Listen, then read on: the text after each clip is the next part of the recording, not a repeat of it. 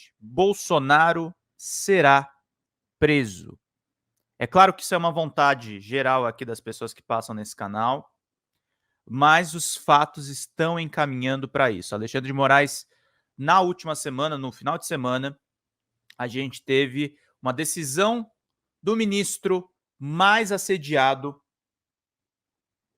pelos bolsonaristas no Supremo Tribunal Federal. A gente teve a decisão dele de manter a inelegibilidade de Jair Bolsonaro e de Braga Neto.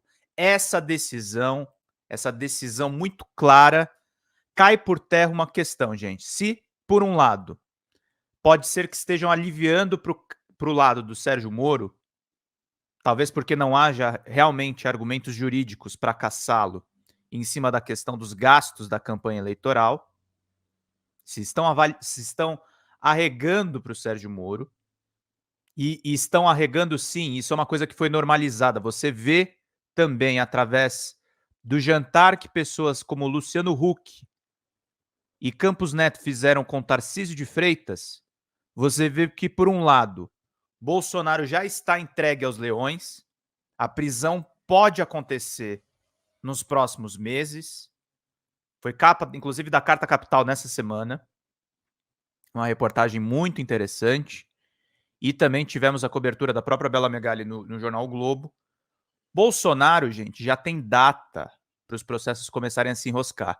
Chama-se o mês de junho de 2024. O processo que assumiu a dianteira é o processo das joias das Arábias. As joias que ele não consegue explicar o que ele foi fazer com elas nos Estados Unidos. Envolvendo, inclusive, o ex-defensor dele e até militares, o Mauro Cid e o pai do Mauro Cid, o general Lorena Cid. Todos envolvidos. O Anjo também, o seu advogado, diretamente envolvido nessa questão. Esse escândalo está andando na frente de todos os outros. Então, Bolsonaro pode começar a se ferrar por conta das joias, mas o processo que vem para acabar com ele é a questão do 8 de janeiro de 2023. Inclusive, as pessoas que estavam com tornozeleira eletrônica e cortaram a tornozeleira para tentar fugir do país, também estão sendo presas. Tá tudo bem no Brasil, Pedro? Não, não tá tudo bem. Porque o nosso combate daqui para frente, pessoal, é contra o bolsonarismo moderado. Então, sim, Bolsonaro será preso. Bolsonaro receberá punição pelo que ele fez nos seus 4 anos de governos. Mas a anistia que setores de direita e setores do establishment estão tentando colocar é no entorno do Bolsonaro.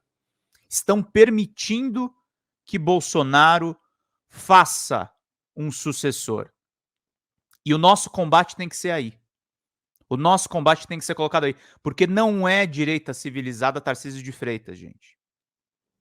Não é direita civilizada Romeu Zema. Não é direita civilizada Michele Bolsonaro. Não é direita civilizada Ratinho Júnior.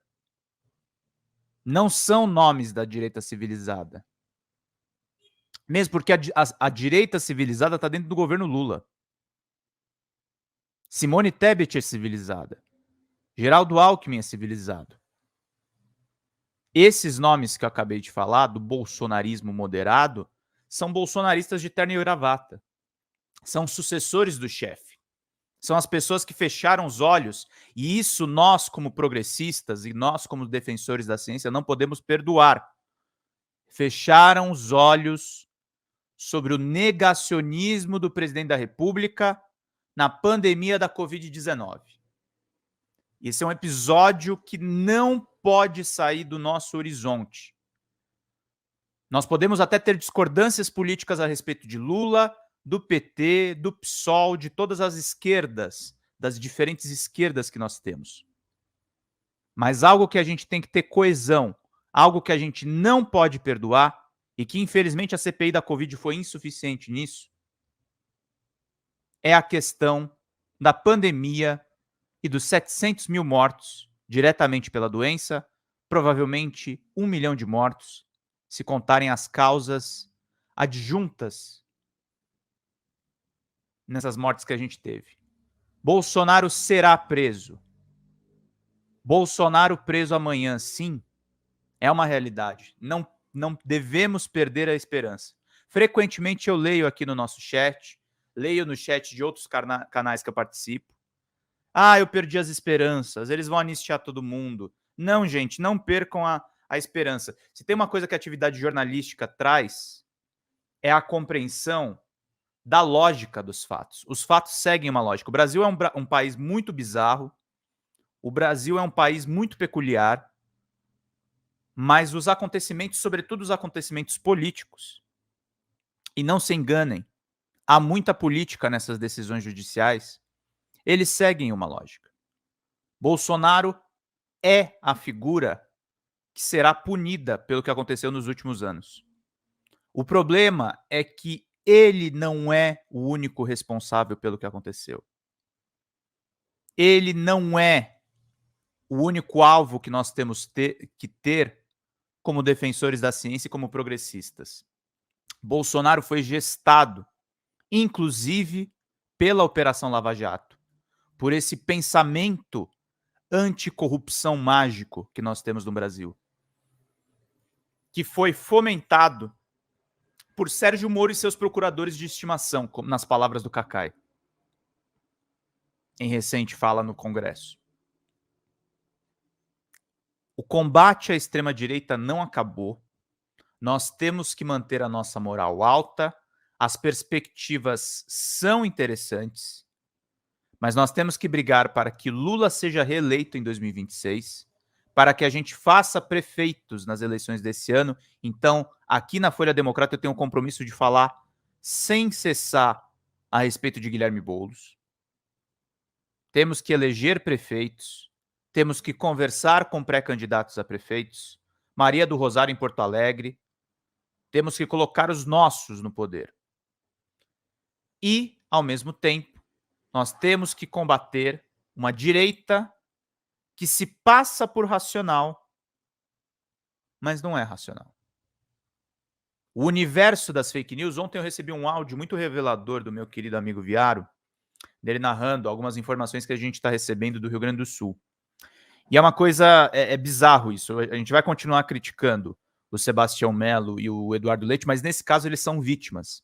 As fake news no Rio Grande do Sul estão tão grandes que elas estão atacando todos os políticos de todos os espectros ideológicos. Esse é o projeto que a extrema-direita está legando ao Brasil.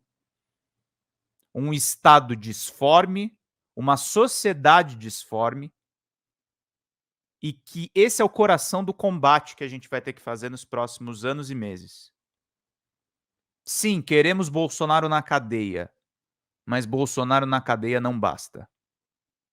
O que aconteceu no Brasil a partir do ano de 2018, culminando num governo negacionista da vacina, não pode ser esquecido na nossa história.